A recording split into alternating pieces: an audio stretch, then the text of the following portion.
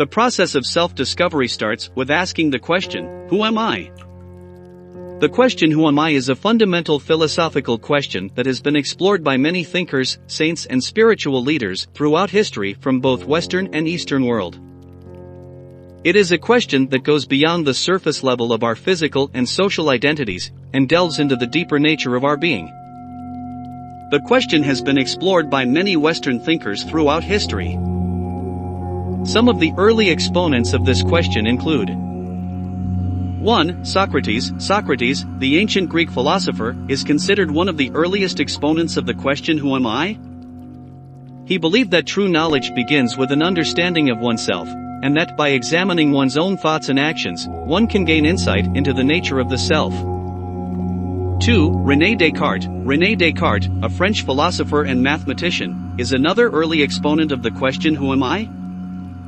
He famously declared, cogito, ergo sum, I think, therefore I am, which implies that the only thing that can be known for certain is one's own existence. 3. Immanuel Kant. Immanuel Kant, a German philosopher, believed that the self is not a thing, but rather a subject of experience, and that the self is not the same as the ego or the mind, but is instead a transcendental subject that is the source of all knowledge.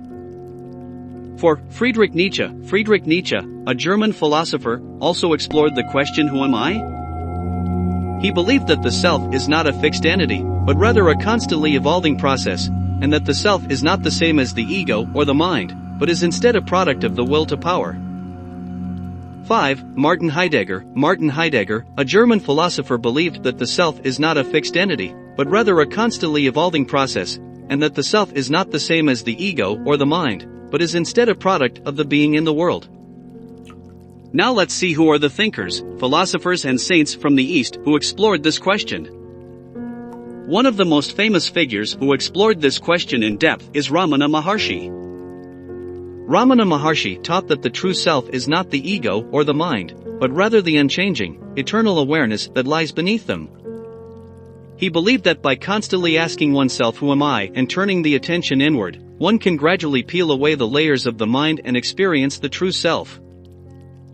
Another saint who explored this question deeply is Nisargdatta Maharaj. He believed that the true self is not the ego or the mind but the pure consciousness that is the underlying reality of all things. He taught that by inquiring into the nature of the self, one can realize the true self and become liberated from the cycle of birth and death. Nisargdatta Maharaj also emphasized that the true self is always present and it's just a matter of recognizing it. Both Ramana Maharshi and Nisargdatta Maharaj believed that the question who am I is not a question to be answered intellectually but rather, it's a question that can only be answered through direct experience. They taught that by constantly inquiring into the nature of the self, one can gradually realize the true self and experience the state of liberation. Ramana Maharshi and Nisargdatta Maharaj taught that the true self is not the ego or the mind, but rather the unchanging, eternal awareness that lies beneath them. They believed that by inquiring into the nature of the self, one can gradually realize the true self and experience the state of liberation.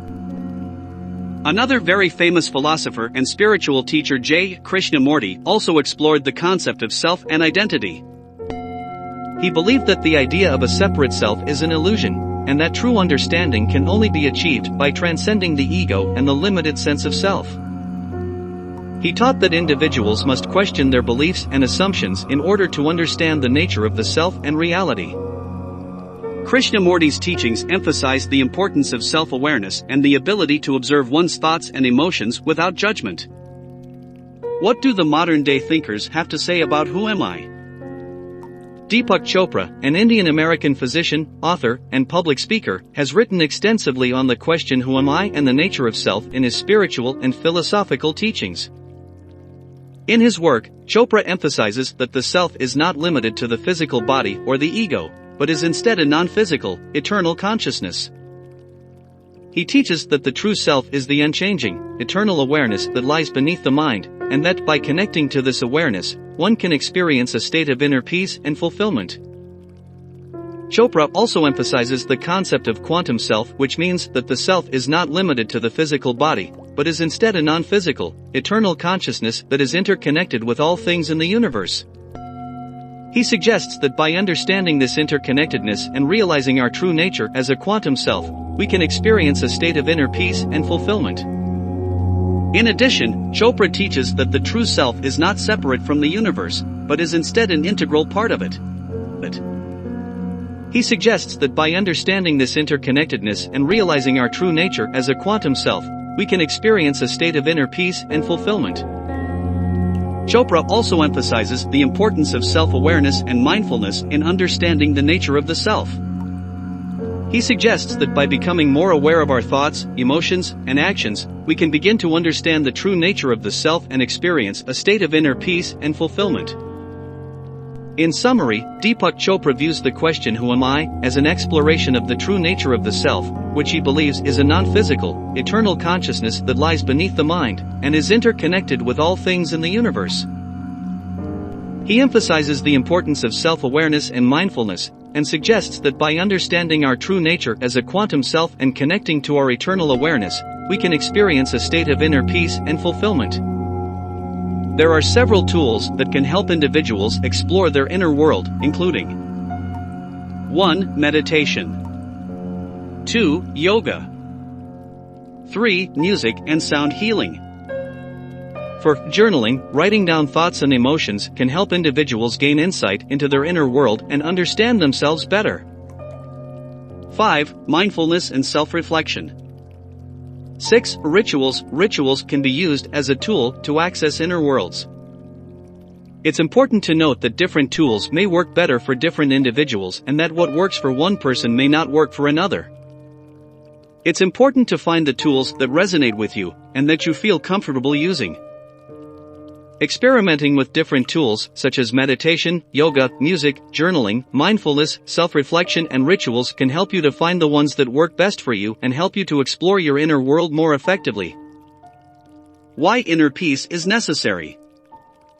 Inner peace is necessary because it can help individuals to feel calm and content, even in the face of stress or adversity. It can also lead to improved mental and physical health, better relationships, and a greater ability to handle difficult situations. Inner peace can also be a source of strength and resilience, helping individuals to maintain a positive outlook and to find meaning and purpose in their lives. In addition, inner peace can help to promote compassion and understanding, allowing individuals to connect more deeply with others and to create a more peaceful and harmonious world. In our next video, we will explore each of the above points in detail. So subscribe to our channel and stay tuned for the next video.